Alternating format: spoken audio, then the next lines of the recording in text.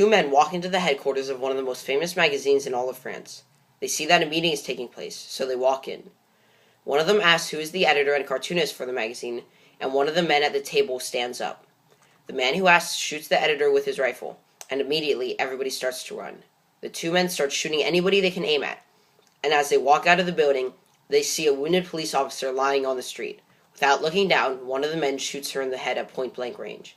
This is what happened on the day of one of the worst terrorist attacks in France's history, and it was all because of the right to the freedom of the press. France is a country that has gone through a plethora of challenges throughout its timeline. From the lavish spendings of King Louis XIV to the many wars started by Napoleon, France has always prevailed and has moved forward. Yet this right has been a controversial right throughout all of France's history, and it still is today. The fact of the matter is that people are misusing and abusing the freedom of the press. So, what exactly is the freedom of the press? The freedom of the press is the freedom to publish any images or text without the government or somebody of higher authority restricting those publications. The people in France have taken this right as an unalienable right to all humans, and they will protect this right by any means necessary. Unfortunately, there is a point where the freedom of the press becomes too free, and this point has just been reached by the Charlie Hebdo newspaper company. The reason why this problem is so important is because of the outcomes and consequences of the freedom of the press being too free. This problem has recently led to the death of over 15 people, and over 20 people were injured in the span of just a couple of days because of this issue. Fortunately, my solution will make sure that something like this never happens again. But before we talk about my solution, let's talk about what reality would look like if the problem of the freedom of the press being too free was solved. If this issue was solved, no country would ever again be embarrassed by what their citizens published, and no citizen would ever be offended by what their fellow citizens publish. Either. Most of all, no particular group such as a race or religion would ever be singled out again. I've been talking a lot about what this right actually means, but to really understand this issue, and before we talk about the present day situation, we need to look at what this right was like in the past.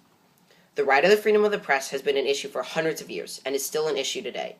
When the movable type press was invented, it revolutionized the way of sharing information, because new books and text could be printed much more easily and quickly than before. As soon as people started to use the press as a way of communication, the government quickly put a stop to it, and a decree of 1583 stated that a new text could not be printed without the permission of the king. This shows just how early the restrictions on freedom of the press began.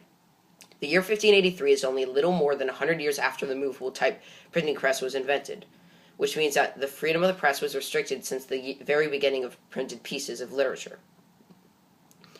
Although restrictions on the freedom of the press occurred very early, the government also tried to help citizens out. Because the citizens of France desperately wanted the right to the freedom of the press and other major rights, they started a rebellion in early 1789. In response, the government passed the Declaration of the Rights of Man, and Article 11 of the Declaration of the Rights of Man and of Citizens of 1789 proclaimed the freedom of the press. This shows just how much people's attitudes towards something can actually change it. As I said earlier, the people of France desperately wanted this right at the start of the revolution in early 1789. This quote says that the Declaration was signed in 1789, the same year that the people started to want the right to the freedom of the press. The fact that a declaration was signed that gave the people what they wanted the same year that they started to want it, shows that the people are able to change their own rights if they want it badly enough, and that the government is willing to comply. If people in 1789 could solve the issue of freedom of the press, then we surely can today.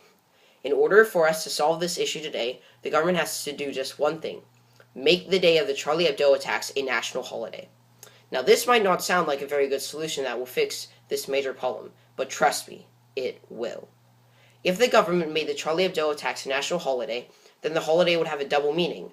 The holiday would allow people to mourn for those who died, and also, more importantly, it would remind everybody about the dangers of having too much freedom. Now let's focus on each benefit individually. If the day of the attack was a national holiday, first of all, it would make the government look good.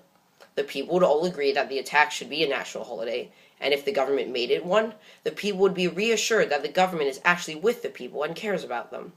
This would make the people listen to the government more, which would enable the government to put more laws about this issue into effect without a lot of resistance. The second benefit to making January 7th a national holiday is that it will remind people of the dangers of having too much freedom in the press. I know this will work because of what happened in the United States of America on September 11th. Every year, the entire U.S. mourns the people that lost their lives on 9/11. This also makes the people of the United States want to stop terrorism even more because of what happened. If the people of France were reminded about this horrific event every year, they would also remember what caused it, and they would not want it to happen again. Unfortunately, as this right develops in France, it is also abused.